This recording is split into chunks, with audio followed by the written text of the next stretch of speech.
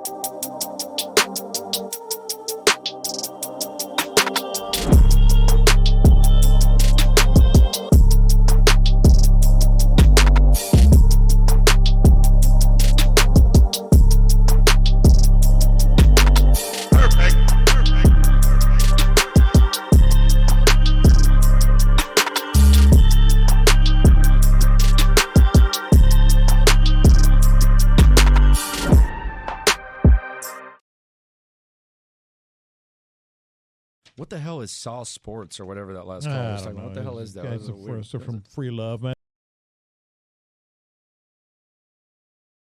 What's the motherfucking deal, man? Welcome to Saw Sports. If you're not familiar with Saw Sports at Houston, Texas home network means we're talking all sports, but only Houston. I am your host, Ed Honcho. Got one of the wonderful gentlemen from the Round joining me this evening, man. Who we got in the mix tonight, man? What's going on, man? It's Toxic City Tinny. I know it's been a minute. Fuck the Ravens. Fuck the AFC South division opponents. Absolutely. So, man, like I say, while we get this thing jumping, while we get it going, like I say, it has been a while, it has been a minute, but we're going to get into it. We're going to talk a little shit. I want to talk about why I believe the Texans do have a chance in this game. A lot of people already count them out. A lot of people are saying, oh, it's over for the Texans and the Ravens are going to win it. And I want to expand on a couple of things that I was talking about yesterday as far as the matchup between Deshaun Watson and Lamar Jackson. A couple of things have changed since then. But first, before we get into all of that, we will talk about all of that. Let's see who we have joining us. Pop the chat out real quick. Pop and lock. And then let's talk about it. Like I said, let's get into some good conversation, man. So here's a few things, right? Make sure you're in the live chat. If you're in the top chat, that's not where it's at. Make sure you're always in the live chat. That's where it go down. INF Storm, Slim Hardaway, what's the motherfucking deal? Calder, what's the motherfucking deal? DeMarkey, what's the motherfucking deal? Yeah, keep trolling the Ravens fans. Like, you do something. Lorenzo, what's the motherfucking deal? Luke, Jabari, Freddie, Master Race, what's the motherfucking deal? Footballer, Gilbert, Steve, what's the motherfucking deal? Darren Davis Swisher, what's the motherfucking deal? Broderick, what's the motherfucking deal? That boy Lowe's, that plays, what's the motherfucking deal? Mike B, what's the motherfucking deal? Wink in the building, what's the motherfucking deal? Gilmore, let me see. Dre D, what's the motherfucking deal? Adrian, what's the motherfucking deal? Big Possum.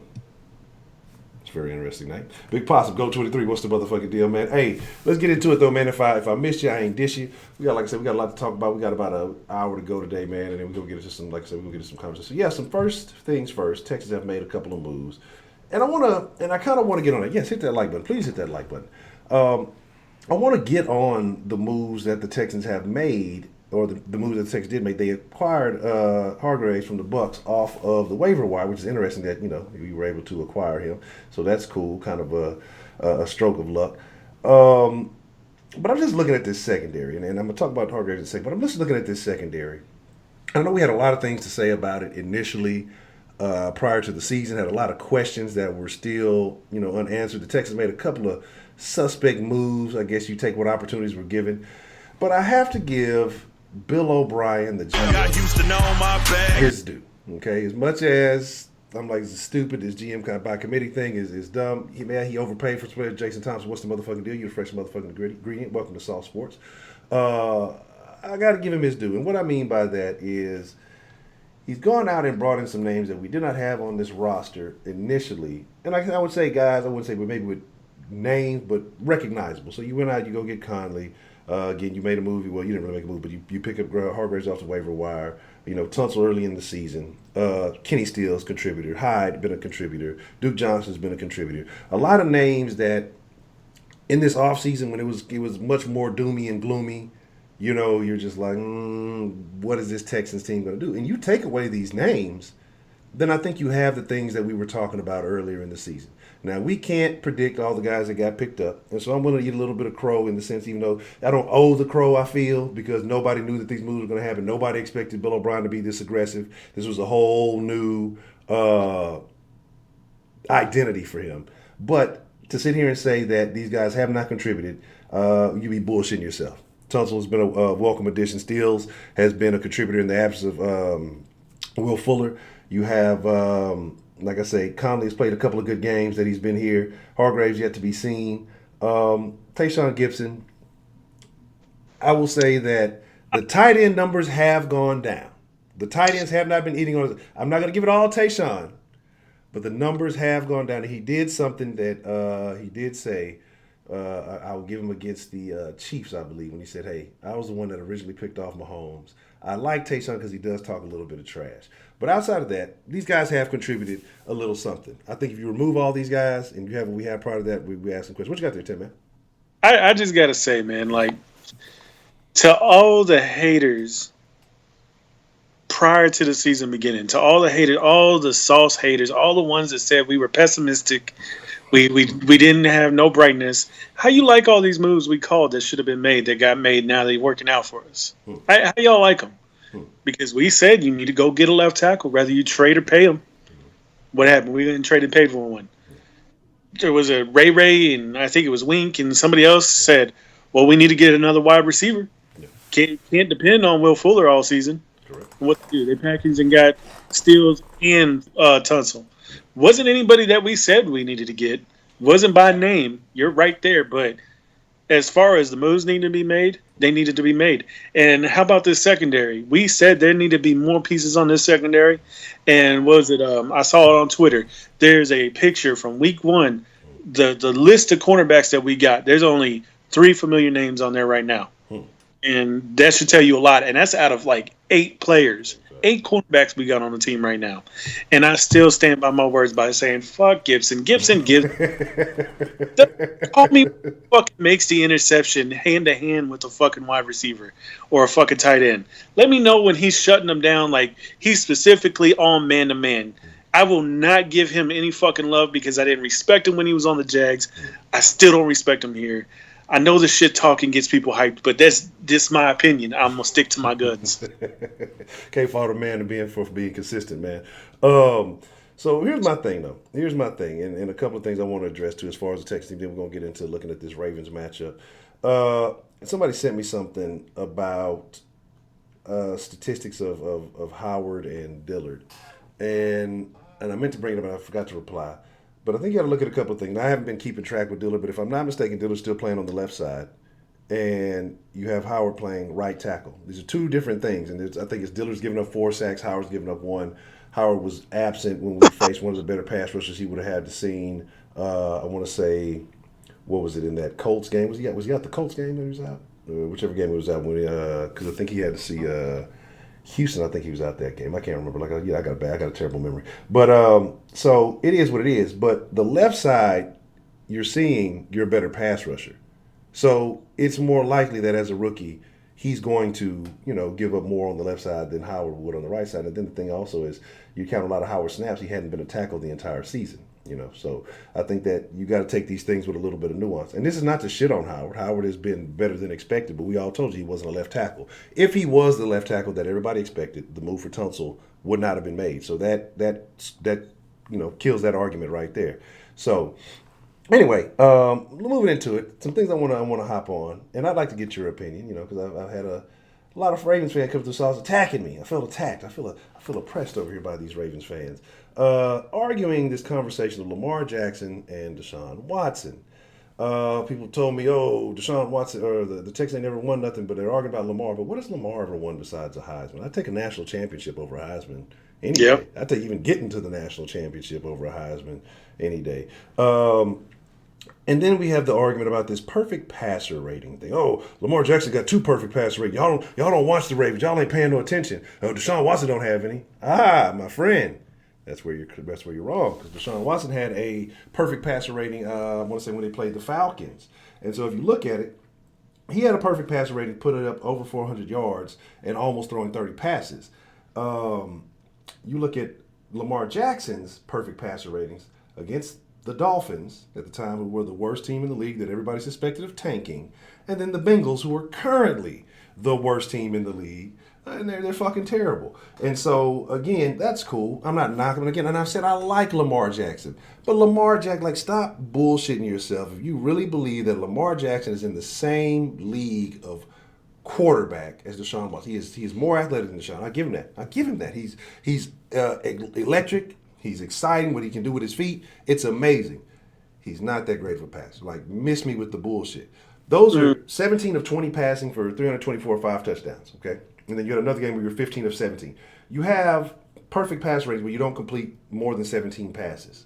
You know what I'm saying? Stop the nonsense. 17 passes, 20 passes a game, that's game manager type shit. You know what I'm saying? That's what you got. And again, so if they were more confident in his arm, because, you're more likely to pick up bigger yardage with your arm, and you're putting your quarterback at less risk with your arm. The reason why he runs so much is because he has to run that much. So it may upset you, Ravens fans. People come, oh, you shouldn't compare black quarterbacks. You shouldn't do this and this. Man, fuck all that shit. Okay? What? There's 2 quarterbacks who are facing each other this week. They're 2 of the top 3 quarterbacks in the fucking league. I'm going to fucking talk about it. So, y'all kill me with all the shit that people come up with, to argue these things. I'm going to talk about the – y'all know how I've been.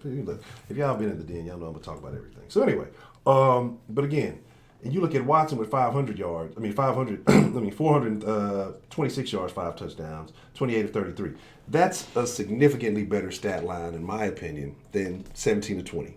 That's average. Anyway, but I still like Lamar. Again, y'all mistake it. He's just not a passer. He's not the level of passer that Deshaun Watson is. But Tenny, you may agree, you may disagree. What are your thoughts on Lamar Jackson, in comparison to Deshaun Watson, what they have achieved and why?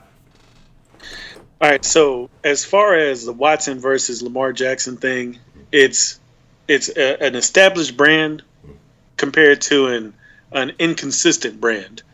As you've seen last year, Lamar Jackson had all kinds of question marks at the end of the year. There's is he going to be able to improve his throwing? Is he going to be able to do this and do that? This year is arguably a better year than his rookie year. But you know who's been consistent for the last 3 years? Deshaun Watson. He came in his rookie year, lighting it up, went out with injury. Second year, fucking consistent as fuck.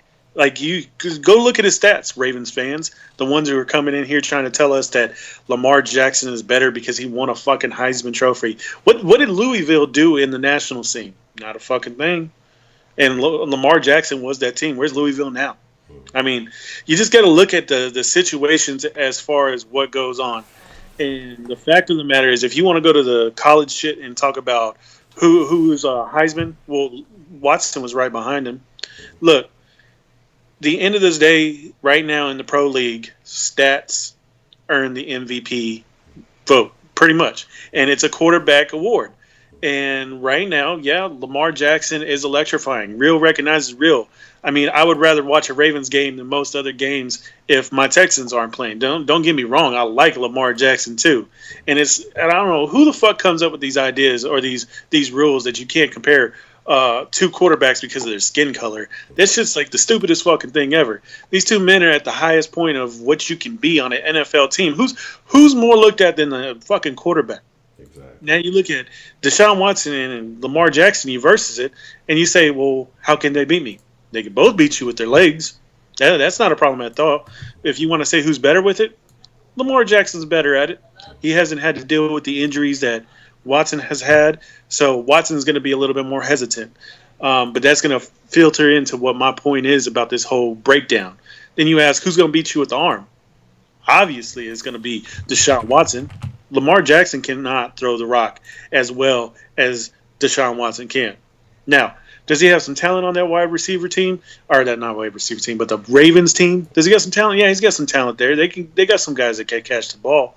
But at the end of the day, I wouldn't be scared of an 80-yard bomb from Lamar Jackson more than I would be scared of a 60-yard to 80-yard bomb from Deshaun Watson, because he will do it, and he has done it, and he's had multiple games, multiple passes where he's done that. So, one up Deshaun Watson so far.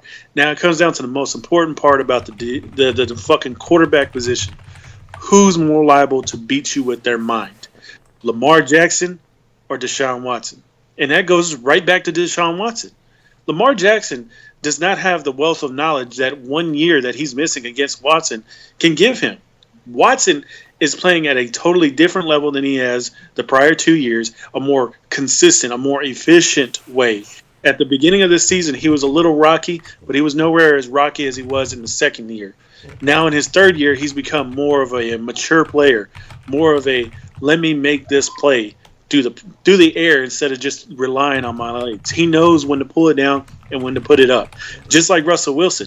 And there is a blueprint to the style of quarterback of what Lamar Jackson should be following. I agree with Joe Montana. Not Joe Montana. Fuck.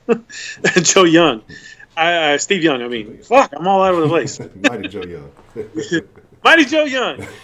I agree with him because Lamar Jackson should be looking at that blueprint that Russell Wilson and Deshaun Watson are setting. Yeah, Deshaun Watson hasn't won a championship yet. I get that. It's no NFL Super Bowl for him yet.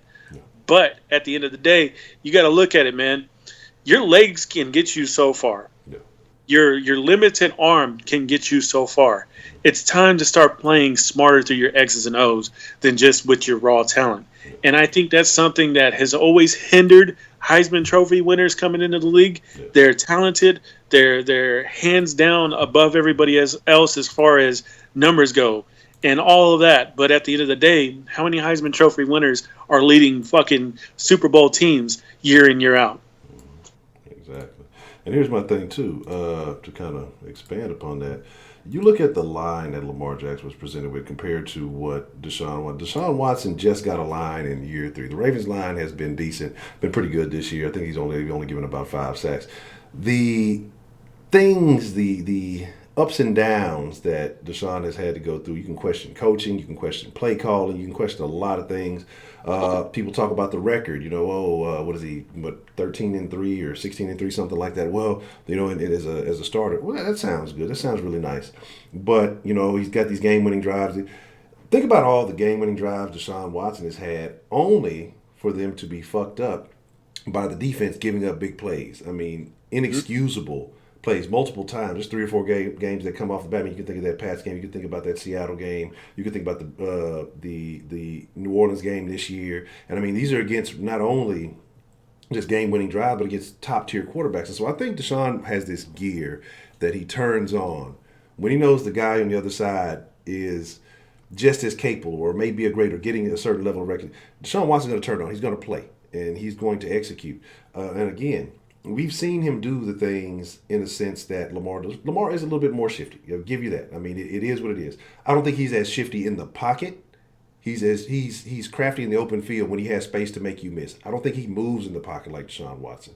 I don't think that he creates in the pocket like Deshaun Watson, even like I say, when things are kind of closing in on him and what he's able to do. Make sure you hit that like button, man. We are 121 deep. We got 46 likes. Hit that like button, goddammit. So I think that there are similarities between the two. I agree with you. What Steve Young said that, hey, you might want to model your game more so after Watson, because here's the thing. Eventually, you build your foundation when you're young. And then those are going to be the things that are going to happen when you're older. It's almost going to be second nature. You're not going to think about. But when your primary skill set is to take off running, again, 102 carries, I think 102 or 105 carries, something like that, or something, maybe 106. But he only has like maybe 13, 15 less carries than your starting running back. You have more rushing yards than your starting running back. That, to me, that's putting your quarterback in a lot of danger that he shouldn't be in. And yes, he's able to be elusive. He's able to, again, make guys miss. But it only takes one hit in this league. Okay. I want to touch on that. So a lot of people say put him in danger, but what I want to point out to is let's bring it into football sense. How much time is he eating up making those runs? Exactly. What if they're down behind and they need to get the clock and they need to keep some of that time and make 2 scores? What if you put them in a situation like that? Can the Ravens really do that if he's running the ball and eating up all the clock? I mean, you got to think about it. Like I said, Deshaun Watson's playing through his mind, not through his talent. And that's the crazy thing about it. And I agree. And that's another thing, like you said, with the passing game, that saves a lot of time. But again, like I say, that one hit, or like I say, as you age, you get older, things happen. You can't always rely on the raw athleticism, and that's where it takes developing the mind. That's where it takes practicing. It takes being able to do these things in game, having those experiences for you to be able to recreate this. And that's my concern, because we've seen some of the flash in the pan quarterbacks come in. You've seen the RG3s, and again, I'm talking shit this week, so I'm gonna call Lamar Jackson RG4. And we've seen these guys do similar things before. RG3 relied on his legs a bit. Took one hit, he was never the same. And he took one major hit, he tried to come back, and he still hadn't fully recovered from that. I give him credit for having heart and all that, but he was never the same because he was so heavily relied upon to carry that team. And you see where he is now, backing up fucking Lamar Jackson. And that's not a career I'd like to see for Lamar Jackson. I'd like to see him, throughout the next 10 years be a great quarterback. But I think that he is in a situation where I don't think the situation develops him to his maximum potential. And so that's where I have concerns. That's where I have issues. But overall, man, like I say, the NFL or the talking heads, and we have our doubts here. And I still have my doubts, but I'm cautious, but I'm talking shit anyway. I'm throwing a little bit of caution to the wind. I know where I feel like the Texans still have flaws, but I feel better about them for a couple of reasons. And one of those things, again, being that you've had 2 weeks to prepare for this team. I'm hoping. I'm not relying on Bill O'Brien, because I know, like, oh, y'all have that much faith. No, I do not have that much faith in Bill O'Brien yet, but I do have faith in Tim Kelly. I do have faith in the fact that Tim Kelly has been sitting down these last 2 weeks and watching and coming up with a game plan. And I think they're going to have to do something similar to what they did with Patrick Mahomes. And the thing is just keeping them off the field. Long, sustained drives, able to score, hoping that you can get 1 or 2 good stops from your defense. I feel better about the defense coming back. You got everybody coming back healthy. I know people are going to say, well, what about Watt? Told you on the beginning of the season, again, this is not a knock on Watt. Y'all feel like if we say anything negative about JJ, oh, you guys just hate JJ. It's not the case, but as good as JJ is a luxury. You know what I mean? JJ is a luxury to have. So my thing is that the defense is going to be who they are, with or without JJ. JJ is just a guy that adds up some stats, adds some sacks. He'll get a couple plays here, a couple plays there. But I don't think that really changed the entire dynamic, because the defense isn't good. It's not good with JJ. If it is good, it's good with or without JJ. So I don't think that's going to be a big issue. I'd like to see Mercer get a little bit back on track. Again, everybody's been rested. Everybody's had time to watch film. Everybody's had time to study. So I think that gives the Texans a mental advantage to prepare. Now, will that hinder us the next game against the Colts? Maybe so, because it'll be a shorter week, so we'll see how that plays out. But I'm willing to take that. I'm willing to take the team that everybody's considering the best in the league right now. He beat Tom Brady, and he beat Russell Wilson and the Seahawks.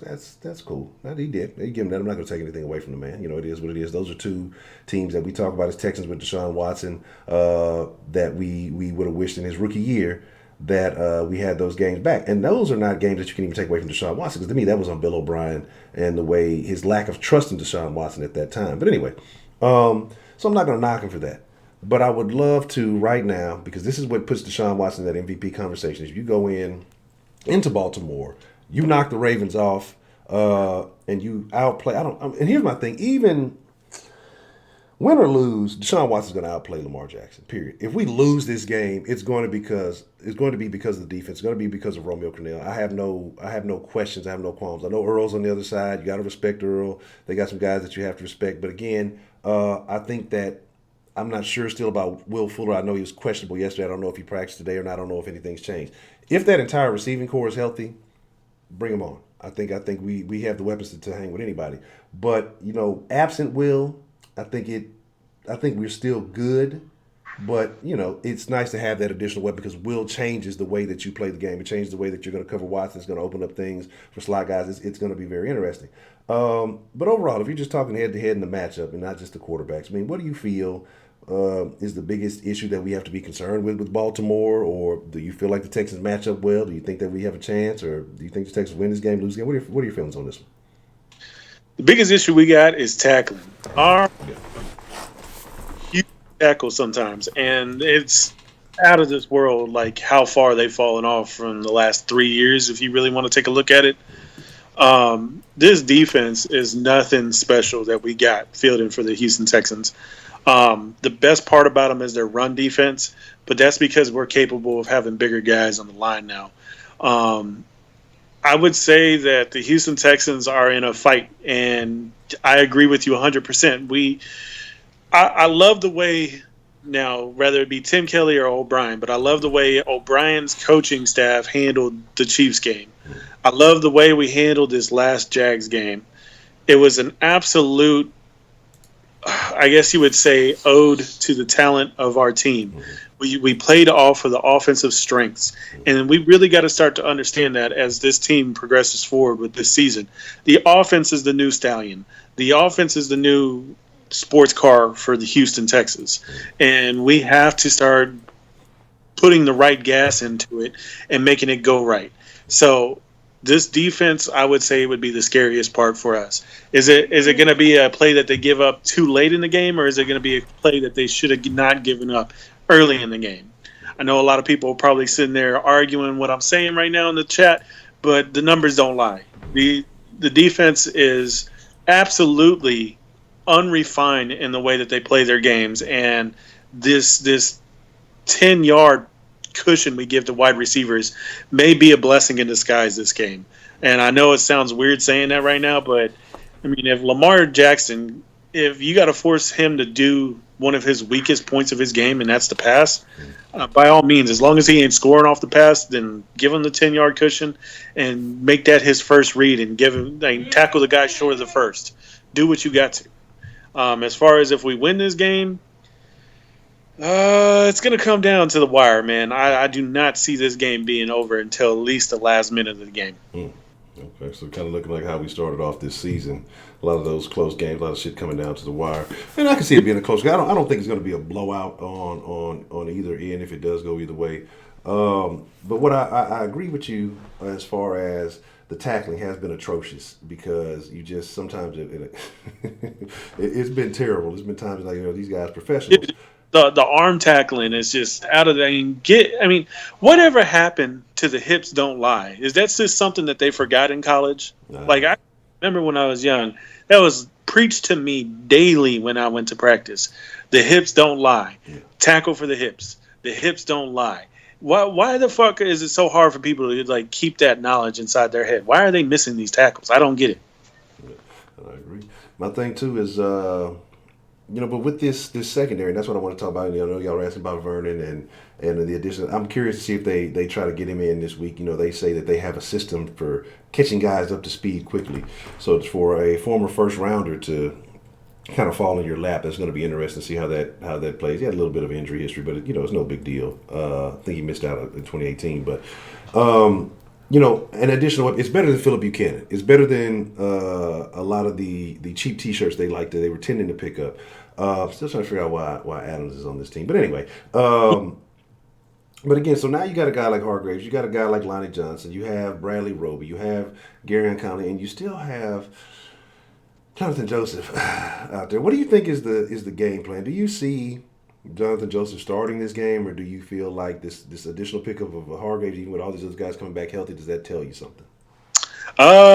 Until I see him change his mind, Rack is always going to start Jonathan Joseph. Mm-hmm. Now, he will move him around the field. That's without question. He'll do that. Mm-hmm. But I do see J. Joe starting. I don't know about Lonnie, man. I feel like there's a love-hate relationship with that coaching staff with him. Like, there's sometimes they'll put him out there and just let him play, but then there's other times where it's just like, where's Lonnie? Why is he playing here? Why is he away from where the number one or number two guy is? I mean, it was a bye week, so we're in week 11. So now, like, what's the excuse? I mean, you can't really call him a rookie anymore. He's almost played a full season. He plays. I mean, it's mind boggling what they do on the back end. But as far as what we got, I think you could see Hargrave. I mean, they got fucking Conley in here pretty fast, and they got him up to speed to play a few plays and do what he did. My only question is, what is the excuse? I mean, you got 3 former first round picks, Roby, Conley, and fucking Hargrave. What's the excuse if they get their asses handed to them? Like, what's the next thing that the Houston Texans fan is going to sit there and say, oh, well, you know, if Rack would have played them here and there and this and that. It's become annoying to hear constantly the excuses that come out. Let's just say the simple facts. We don't know what the fuck we're doing as far as coaches go when we play these players. This 10-yard cushion, I mean, it's been a consistent thing for the last 9 weeks that we played. And now we come out of the bye. I don't see it changing. I've never seen Rack just amazingly flip the switch throughout the season. I've seen him progressively get worse rather than progressively get better. I agree with that. So I got a question. Who do you think is going to be the most essential player on defense coming this week? You know, knowing that they have a little bit of talented wide receiver, but knowing that the legitimate threat that Lamar Jackson can be, who is going to be the most essential guy this week to have a good game, in your opinion? I would love to say Zach Cunningham, but they're not going to play him where he needs to be. So it's going to have to come down to Bernard McKinney's shoulders. I know a lot of people may want to say, like, Merciless getting the pressure going and stuff, but at the end of the day, they're going to lean on McKinney to stop Ingram, to stop Lamar Jackson. I can almost guarantee that he'll pull the spike, and he'll have to be there. And, of course, you know, it'll set the tone. If he can have a good, strong start to the game, then the guys that they rotate in, the fucking Zach Cunninghams, the Coles, you know, if those 3 linebackers can get going, then it's going to fire up everybody else. Because if you can stop Lamar Jackson short of the first down, if you stop Mark Ingram from running all over you and running like a wild man, then it's going to set this game up so much better defensively. Okay, I can agree. And like I say, I agree with you. I think that, you know, hopefully, like I said, I don't know about Cornell this year, but I'm hoping that, you know, hey, maybe we figure some things out, realize that Zach may be your most athletic guy on that side of the ball, if not one of your most athletic guys as far as linebackers. And you have him on Lamar, because I think that is your best option. As much as I like Bernard, and he's slimmed down a little bit, he's made more plays, and he's done some more athletic things. I just don't think he's going to be the guy that you want to have an eye on Lamar, because I think Lamar could potentially make him look a little bad. You know what I mean? Cole, I like Cole. I saw somebody mention Dylan Cole. And Dylan Cole, man, let me talk about Dylan Cole for a second, because when Dylan Cole first joined the team, he seemed like he was going to be that dude. Like, I mean, he was like, wow, where did this guy fucking come from? You know, he's out there making interceptions. And now it seems like either his role has declined. I don't know if they're not giving him as much go. I don't know if it's maybe something with him personally that his game is just it just doesn't seem like Dylan Cole is jumping off the map like he did when he first came here. Do you see a difference in Dylan? What do you think that might be? I think it's that coaching staff, man. I think it's the same reason why we're not seeing Zach Cunningham take on more of a role. It's just they go off this this whole, like, I want to say it's first come, first serve. So since Bernardic is the tenured guy, he's been there longer than them, they're going to put more responsibility with him and kind of let the other guys fall in line behind him. When I think it should be who can give me what I want right now. And I think if you put more responsibility on Dylan Cole's plate, he would be able to take care of it. Zach Cunningham, too. I mean, he is an absolute talent that is chained by the decisions of this coaching staff. And I will say that Zach once a liability in coverage has gotten much better at that also. So like Zach was a pick I did like when they first got him. So when you look at this team, when you look at the Texans, and not so much, I guess, you know, we can talk about that, but what is the biggest advantage in your opinion that the Texans have coming into this game over the Baltimore Ravens? I guess I would I would have to say for what we've been able to do, say it would be our offensive weapons. Because I mean, you've almost forgotten about DeAndre Hopkins at times, but that's because you got great play out of Kenny Stills. You've gotten great play. Surprising to me, that's where I owe micro. Fucking Darren Fells. I called him as a we signed him, but I mean, I was wrong. I will take the pie on the face for that one. But I mean, Darren Fells is part of the reason why I'm not even worried about fucking what the fuck is the Thomas brother? Jordan Thomas. There you go. Yeah. Jordan. I am not worried about him coming back. He's going to play second fiddle to Fells and what these tight ends have been doing. So I mean, you got those three guys. Then you got, of course, Will Fuller. He had that one amazing game, and he sputtered out and then got hurt. Once Will Fuller can get going back again, it's just a plethora of guys who can go out there and play. Home run, as far as Bill O'Brien, the GM, goes, made getting fucking Carlos Hyde. Carlos Hyde has been so much better than what even Duke Johnson was. Yeah, I agree. Carlos Hyde is probably, in my opinion, like I said, we were arguing the other day. I think when Spitz was on, we were saying, between Fells and Hyde, who do you think was the bigger surprise? Who would you say in your opinion? I'd say Hyde. You'd say Hyde? Fells has been good, but I mean, he hasn't been like I know it's kind of like giving him a backhanded slap right here, but I mean, he hasn't been like this crazy 1,000-yard tight end. Whereas Carlos Hyde, I really think he may be able to crack 1,000 yards if we keep running like we do. Okay. And Ravens fans still in the comments argue with me about this fucking perfect passer rating. Then now they throwing caveat. Well, this season it did happen. This season, you fucking. You know what, fans? You know who else had a fucking good passer rating? Who had good QBR? Fucking Tony Romo. And where the fuck is he now? Fucking Corona commercials and fucking commentating. Yeah. Get the fuck out of here. Tony Romo's living it up there. Like, why did I ever even play for fucking Dallas? I haven't been in this fucking commentator's booth the entire time. I love Tony Romo the commentator. Fuck Tony Romo the cowboy. But here's my thing, man. Again, and for all of y'all who are sitting there thinking we're not hating, hit that like button, goddammit. Nobody's hating on fucking Lamar. You just got to be realistic, okay? They built a system that works for him. Cool. It caters to his strengths. But to sit here and say that you could plug him in anywhere else and that he would have the same, he would be getting the same recognition, you'd be foolish. If again, and that's a part of the reason that Deshaun struggled at times because. Bill O'Brien tried to plug him into, try to plug a round peg into a square hole, didn't realize and start catering to his strengths. Now you went and got him some weapons. Now the only thing is the protection. Now that he actually has protection, you've seen a significant leap. And to me, that's been the biggest thing. I don't think Deshaun, I'm not going to sit here and say Deshaun's game hasn't improved. It has improved.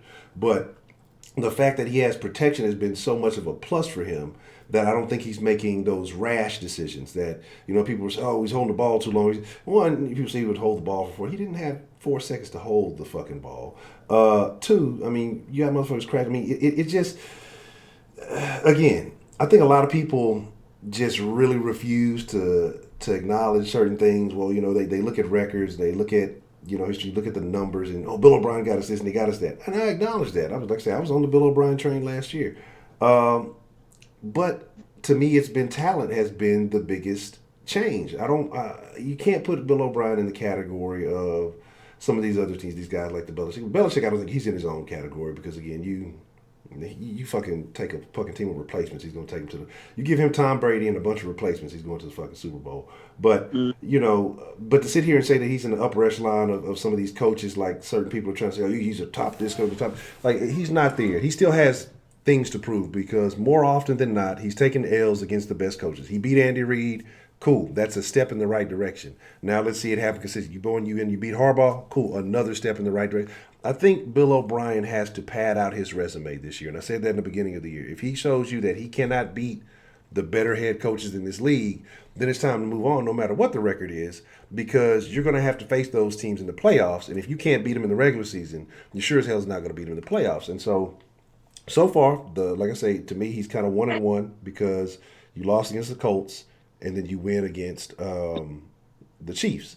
And I want to say Andy Reid is a bigger victory, but with the Colts being in your division and losing to them the last, 3 times that we've played, I just have issues with that. I think that's almost a bigger loss than the Andy Reid thing being a bigger victory. But at the same time, I'm not shitting on Billy O this year. He's been much better than expected as far as I think he's been able to take a step back and allow his guys, like you mentioned earlier, the coaching staff. I think he's taken a step back and allowed the coaching staff to actually be coaches and not do as much micromanaging. That's how I feel. I don't know. I'm not inside of the training facilities or anything like that, but that's the perception that I get when I see it. When you hear these guys talk, they speak on their position coaches more, it seems, in the post games or the little weekly interviews or whatever than they have in the past. So it's like these guys are actually getting more responsibility or getting the responsibility to do their jobs. So that's, I guess you can credit Bill O'Brien with that for stepping back, maybe not putting as much on his plate as we thought. Maybe the GM position helped that.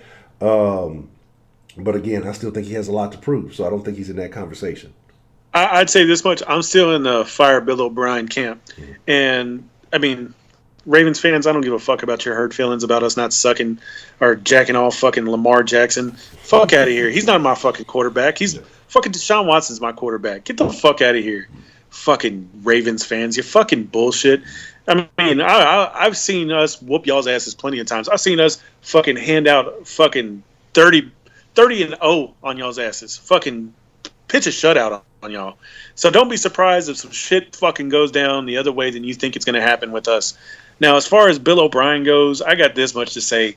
Fucking Bill O'Brien is in the same situation he's been in for, let's say, maybe the last 3 or 4 years. Let's not count the injured season with Deshaun Watson, but these next 3 weeks can very well decide where this team goes in the postseason. And whether it be a second seed or a possible chance at the first seed, we play the Ravens, we play the Colts, and then we play the Patriots. If you go 3-0 in that run of games, who the fuck's going to stop you? I mean, there's 4 teams left to stop you. 2 of them are going to be the same team. That's the Titans. One of them's going to be the Broncos, and one of them's going to be the Bucks. How do you not walk all the way into the playoffs with a great record if you can go into these next 3 weeks and do it? And it starts with Baltimore. You want to be good, you beat the hot team right now. Now, am I calling Baltimore a fucking contender? No. Baltimore could get knocked the fuck out in the first round of the playoffs of whatever game they play, whether it's after their bye week or during a wild card spot. I don't care. They could fucking end up losing. But are they a hot team right now? Yes. You got to go out there and beat them. So until Bill O'Brien goes out there, beats them, get some revenge on the fucking Colts after what that embarrassment that they placed on us again this year, yet again, and you go out there and you finally slay your demon. The demon that you haven't been able to fucking beat since, 2009, 2010? Yeah, I'm still ready to fire him. Yeah. Okay. And like I said, I can get with that because I think that's something also I said at the beginning of the year. He has to prove himself. He had those, it was about 5 games. And again, I mentioned it last stream, Kansas City. Yeah, to me, I thought you need to beat the Colts twice to establish dominance. The Ravens game and the fucking Patriots game, to me, were the important games. No, I'm sorry. What I said, the Colts, the Chiefs, the Colts, 2 games, the Ravens and the Patriots. Yeah, those were the games to me that you had to go out and prove that you were the man. And I think it was 6 games. I said the New Orleans games, but we already what happened with that. But it was a closer game than what it was. I'm not even going to put that on Bill. I'm going to put that on, like you mentioned, a bunch of names that have come and gone. I mean, we haven't had to talk about Aaron Colvin since week 1. So I mean, and that's what you got to think about too. For those of you who are like, oh, you guys have been so negative. What happened to this? What happened to that? Look at again, like Chinny mentioned. Look at all the names that have rotated, especially in that cornerback position, because that was a huge weakness. Nobody would have predicted, again, looking at the Texans historically and where they are now, that the Texans would have made the moves, would have gone out and got some names, or even picked guys up off the waiver wire to fill these positions of need. So again, I commend them on that. That's a thing that I did not expect. I talked about aggressiveness a lot in the offseason, between free agency, in the draft and all these things. They've been much more aggressive. I guess you attribute that to Bill O'Brien when he puts his GM hat on. To me, they've been much more aggressive on the field also. Again, I say play calling is on Bill O'Brien, but I feel like Tim Kelly establishes that game plan because we've seen things that there's no way you can tell me that with all the other additional responsibilities that Bill O'Brien has, that he's adding all these new wrinkles into his offenses, that he's doing all these other things. I think that's Tim Kelly. He's still serving cake and cookies in the meetings, but he at least, does the game plan after the meeting, lets Bill O'Brien look good whenever, when they talk about it. So I will give him that. outside of that, man, I agree with you though that this is the start, and if you can beat the hot team, I think it sets you up in good position because we can talk about the media, we can talk about players, we can talk about a lot of things. They're human beings just like us. So if you go in and right now the Ravens being a hot team, they beat Seattle, they beat the Patriots. You go in there, you beat the Ravens. That gives these Texans players a lot of confidence. Even though yes, any given Sunday, matchups, it's a game of matchup styles, wins fights. We talk about all that. You go in, you beat that Ravens team. Athletic quarterback like you're not worried about Tom Brady's athleticism like that. You have the offense to bang with the Patriots defense. We're not like the rinky dinks they've been playing prior to most of the year. Then you have a good chance because you go in there with that. We beat the hottest team in the league. We're going to go ahead and exact revenge on the Colts because I think we lost that game, but we did get finessed in that. Like I said, with that play with Watson, I think that changed the outcome of the game in a way because again, you're talking maybe 5 or so points. You're going to play the game a little bit differently. You beat the Ravens, or you beat that hot team, and then depending on, I don't know if Jacoby Brissett is back healthy or not, by that time, or if it's still Hoyer, you better beat the shit out. Let me tell y'all something. If the Texans lose to a Hoyer-led Colts team, I want Bill O'Brien fired on the spot. But then again, like I said, that builds up your confidence going into that Patriots game. But again, you can't overlook this week, and this week is very important to start that momentum. So I think that is essential. Something very interesting I saw Broderick mention. I want to know your thoughts on that. Kaepernick getting a tryout. I believe they're having like a little pro team dilly-dally thing. What do you think is going to happen with that? Man, if you're new to the sauce, you should know already that I'm pro Kaepernick. I think that what he did came from a noble place. What he did wasn't to be the monster that everybody's created it to be. But at the end of the day, he's been out of the league too long. You don't just walk back into that position. You don't just hit the field and hit the ground running. You just don't. I think the NFL and the owners around the league successfully did what they wanted to. Now they're putting him on the stage just to watch him fail. And I know a lot of y'all think that he's still good and think that he could probably go out there and play. I don't think it's the case at all. I think that somebody probably will give him a shot. Somebody's going to bring him in, especially a quarterback-needy team, and it's not going to go the way y'all think it's going to go. It's going to be a pilot at the helm doing a controlled crash landing. He's not going to fucking light this league up. He's not going to just magically walk onto a team in week 12, 13, or whatever week he may be able to start and guide them into the postseason and take them to a Super Bowl like he did with the 49ers. I think it's probably the biggest stain that we've seen in a while in the sports world. In 10, 20 years, we'll be talking about how fucked up it was that they forced him out of the league just to bring him back to watch him not succeed at the level he could have if he would have still been in the league. Okay. I agree. Like I said, I think it is he said, look, hey, we gave him an opportunity. We told you we would. Again, I may be on the opposite side of feelings about Kaepernick than Tenney, but at the same time, I feel like everybody should have a shot. Some of the other stunts and things we've seen, I don't think it was the most egregious thing. I do believe it did get blown up, but I'm a person who feel like, hey, if you feel a certain way about something, who am I to tell you about it? Who am I to tell you not? I don't agree with it, but if you have the right to do so, hey, do it. So, yeah, it's going to be interesting to see what happens, but I wouldn't be surprised. Atlanta's having some issues. Maybe that'll help them sell some jerseys or something because I don't know what's happening with them over there right now, but I believe it's supposed to be in Atlanta, if I'm not mistaken. Yeah, that's what I was going to be in Atlanta. Like I said, just temper y'all's expectations. I think they did what they wanted to do with him. They kept him out of the league long enough to where he plays a position that you just can't walk back on the field and make a difference. Yeah. Slab God, what's the motherfucking deal? Appreciate you joining the sauce. You the freshest motherfucking ingredient. Like I say, man, it's a lot going on with these two teams, and I think that this is right now the most important game. And we want to talk about games, and it's funny how the Ravens, they love to mention. Well, we beat the Pats and we beat the Seahawks, and again, but let's talk about a mutual opponent for just a second. We both played a certain Kansas City Chiefs team. One of us walked away with that victory because, well, it is what it is. The other, on the other hand, Not so much. Like I said, y'all can sit here and talk about, oh, those were Hail Marys, but come on, man.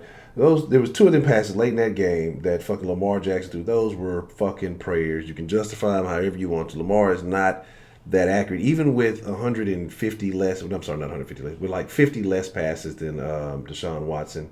He has 5% lower completion percentage. So what that's telling me, and you say, oh, well, he doesn't have these weapons, he doesn't have this, he doesn't have that. Deshaun Watson gets it done because he throws balls that are catchable. So he can connect with receivers who he hasn't even had a lot of rapport, a lot of experience with. So I'm not looking for the excuse for Lamar. Somebody told me he throws 90% of his shit from the pocket. I don't believe that. Okay, like y'all, I think y'all are coming and making up stats to make this guy look better than he is. Again, and I don't hate Lamar, but some of you Raven fans are just, look, you got a good quarterback. He's a good player at the position of quarterback as far as getting the job done from the quarterback position. Do I think he's a great quarterback? No. Do I think he's a guy that can win you games? Yes. And there's nothing wrong with saying that. The guy's not ever going to be fucking Brady. He's not going to be one of these guys that's going to pass, or he's going to set any kind of passing records. I think he barely has 2,000 passing yards at this point right now, So, like, it's okay with that. It's okay to be that. It's okay to be unique in the game. I saw somebody say something super ridiculous. And this is why I say you Ravens fans are fucking delusional. And again, I like the Ravens. I like the Ravens since Ray Lewis and, the 2000 defense and back then and Suggs and all those guys. I hated y'all whenever when we had to face y'all with Yates and then fucking Jacoby Jones. As long as Jacoby Jones was on your team, y'all were a piece of shit. But my thing is this, though, right? Saw Ravens fans say that Lamar Jackson got Houston on my back. Michael Vick with an arm. And obviously, y'all have never seen Michael Vick, and y'all are delusional over fucking Lamar Jackson. So I said, what's the motherfucking deal? Welcome to Sauce Nation. You the freshest motherfucking ingredient. Like, stop the nonsense. Wait, how old was this person that said that? They had to be. They had to be. Whatever. I don't sound like shit, man. I talk down on whoever the fuck I want to, and I'm not hating on them, man. Like, I'm not finna fucking jack this fucking dick off. Like, y'all want motherfuckers to praise everybody for every single thing they fucking do. Like, that shit kills me, man. I don't care if you black, white, pink, purple. I'm gonna talk about whoever the fuck I want to talk about. Like, miss me with that, you can't say nothing about nobody else because they black, man. You talk bad about them. Man, shut that fucking shit up, dog. Like, you miss me with that shit. Like, that works for some of y'all, that's fine. That's cool, man. That's not my MO. If that's your MO, do you. I'm going to talk about whoever the fuck I want to. Like, if that shit, you don't like it, you bounce. Like, I don't give a shit about this shit. Like, you miss me with that shit. That shit frustrates me more than any fucking thing. Like, you can't say nothing bad. If this motherfucker out here, so if a brother out here stealing cars and shooting people, I shouldn't say nothing about him because he's a brother, right? Like, shut the fuck up with that dumb shit, dog. Like, miss me with the dumb shit. I'm going to be critical of anybody. I'm going to critical of you white, black, pink, purple, gray, Mexican, Afghan. I don't care who you are. I'm going to be critical of anybody the way I fucking feel. Like, so if you don't like it, hey, man, there's a million other fucking channels out there, big dog. I'm sorry about that. Like, you can compare it to so many other things. Like, if you want to talk about a comparison, like, fucking Patrick Mahomes ain't gonna run like Lamar Miller and Lamar Jackson and fucking Deshaun Watson. I'm sorry, Miller plays on our team, but fucking he's not gonna run like them. But he's got a better arm than them. I mean, you're gonna talk to the strengths of what these players do. It doesn't matter what their skin color is. I mean, Brady, he's not going to run down the field on you. He's going to pass down the field on you. And how do you keep him from doing that? You get in his face, kind of like what the defense for the Ravens did. I mean, there's blueprints for everybody out there, every style, like you said, blue, yellow, pink, purple, sand, tan, black and yellow. I don't care. There's blueprints for everybody in the styles that they play. That's what we're speaking to. Like, I'm sorry that you even got to read that shit right now. Yeah, man. Look, Professor Trill, yeah, I'm King Coon. I'm embracing the title of Coon. Y'all be killing me with that shit. And speaking of white people, Ray.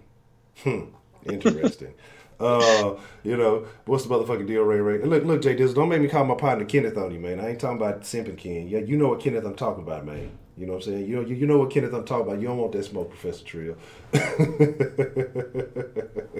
But I agree, man, and I agree with goddamn, who just said? I think look who said it. Cool and Vert said Vic won't be a top 10 black quarterback 5 years from now. I agree, man. Because if you're looking at it right now, if you're looking at the MVP conversation, it was funny because I think who was that? Hushmanzada said it on Speak for Yourself. It's like ass backwards because the top 3 quarterback candidates are Lamar, Watson, and Russ. and then Christian McCaffrey's a white running back. So it's like the script has flipped. Like there are no borders anymore. Everything is everything.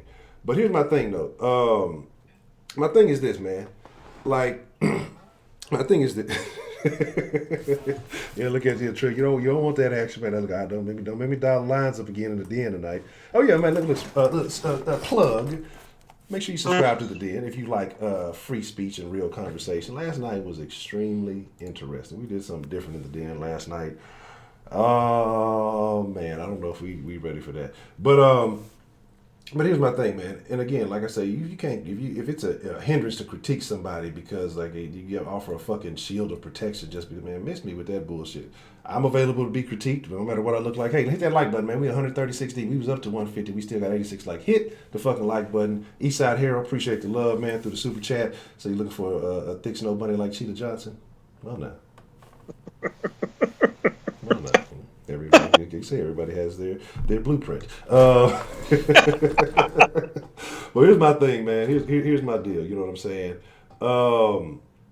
And I'm not mad. Here's the thing, like, y'all gotta understand. I told y'all, like, this is the thing that people, I guess, like, I don't know if it's nuance or you want to call it whatever. I like the Ravens. I don't hate. We just play y'all this week, so fuck y'all, man. Like, we play the Ravens this week, fuck y'all. Y'all gonna lose. I'm riding for my team no matter what. Yeah, Trill, I'm smoking the crack. I told you I ain't on that Bill O'Brien crack no more. I'm on that Deshaun Watson Flocka. I'm on some new shit. You know what I'm saying? But my thing is this, man. Look, it's gonna be a good game either way it goes. And I think, I wish that it would have been an evening game or something like that. I think this is going to be the best game. I wish this would have been a primetime game. But you don't expect these things coming into the season. I guess you schedule, it just kind of falls how it lies. But I think this is going to be the most exciting game this Sunday. I think this may have potential to be a game of the year in the NFL. You know what I'm saying? So my deal is like this, Both quarterbacks are going to come out and ball. They're going to do their thing. Deshaun Watson's going to do it, I feel, more so through the air, and he's going to use his legs a little. If the opportunity arises, then he'll use them a lot. He'll capitalize on it. Lamar Jackson is going to use that's his strength. His strength is his legs. He's got unnatural speed. Like, I can't knock it. I can't hate him. Fuck it. I mean, that's his strength. But he's not your prototypical quarterback. And that's okay too. But to sit here and say like this man he's got an arm out of this world. He does not. He doesn't. And again, he uses his skill set to win games. That's ultimately what counts. Like, that's what matters when it goes down. Did he win the game? Yes. Is he going to have the world's most outrageous stat in the running game? Yes. He might fuck around and get you. We're a little bit over halfway. He might fuck around and get you 1,300 yards this year on the ground. But let's be realistic, guys. He's a kind of I don't know what again. He's a hybrid or whatever you want to call it. He's not a pure quarterback, and it's okay. I think, to me, his game has stepped up in the past game. From last year, he was terrible, in my opinion. This year, he's a little bit better in the past. Maybe another year working with a QB coach or whatever else it's going to take, then maybe the next couple of years he improves. But to just sit here and say right now that he's that dude, he absolutely is not. He wins games, and that's ultimately what's most important. Is he a winner?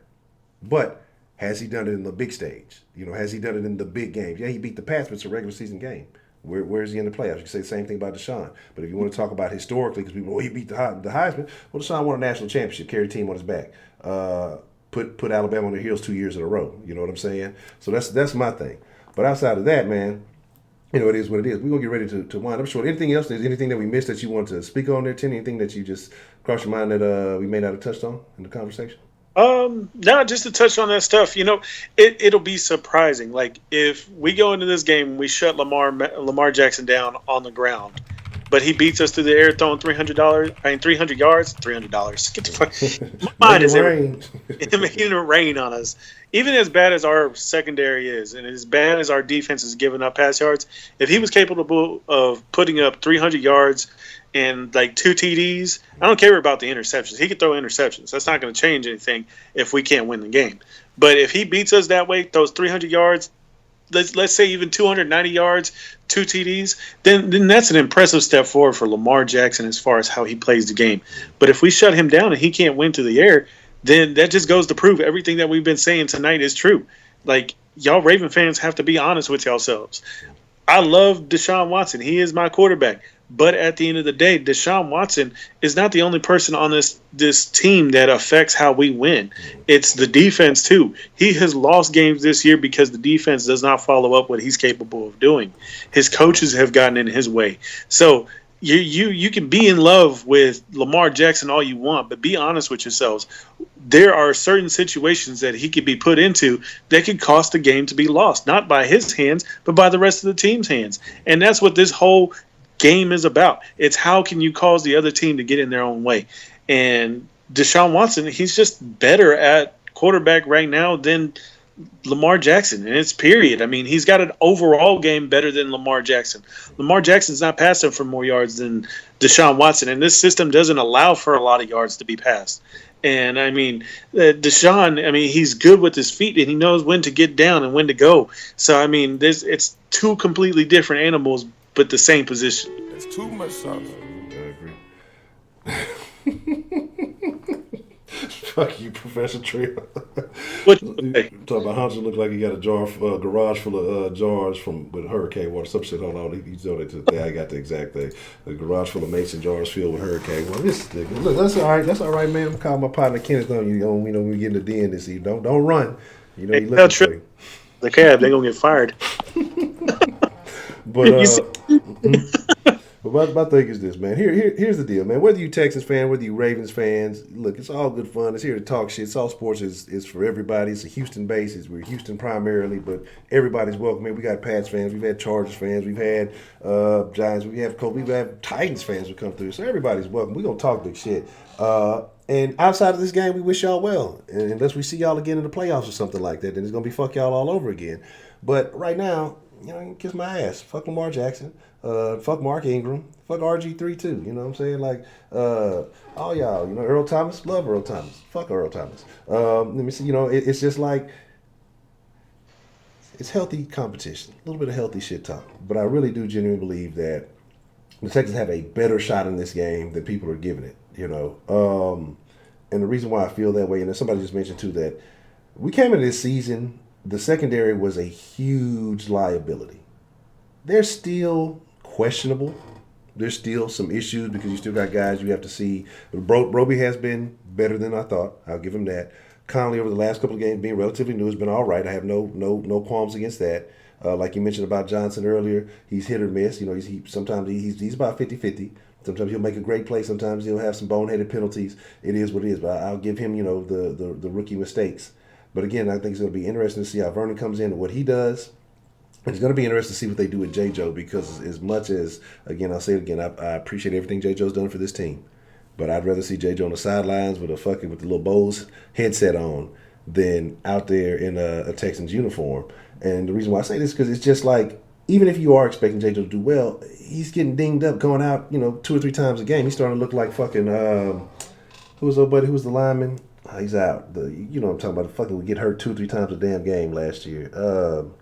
Clemente. Yeah, Clemente. I can't even think of his name. That's so bad.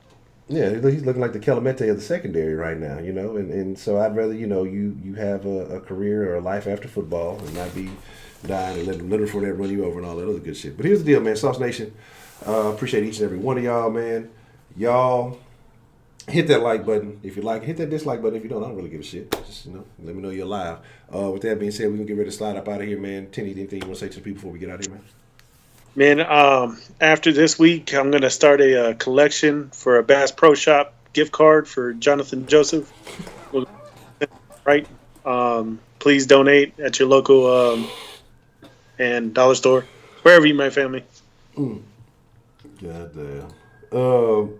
But that's a bit, man. Like I say, we will be in the den this evening. Y'all know how it goes down the den. If y'all want to have some good conversation, we don't talk about sports at the den, but we do talk about everything else, real conversation in life. So if you want to be a part of that, make sure you come slide to the den tonight at 10 p.m. Central Time. Outside of that, man, I appreciate each and every one of y'all, man. It's an honor, man, to be able to sit here and chop it up. We at about 140-ish right now. You know, just to have that many people come through, man. I think back to the days of when the sauce might have been 2 or 3 people, it might have been 4 people on the stream. You at the end of the day, it may be 14 views or some shit like that.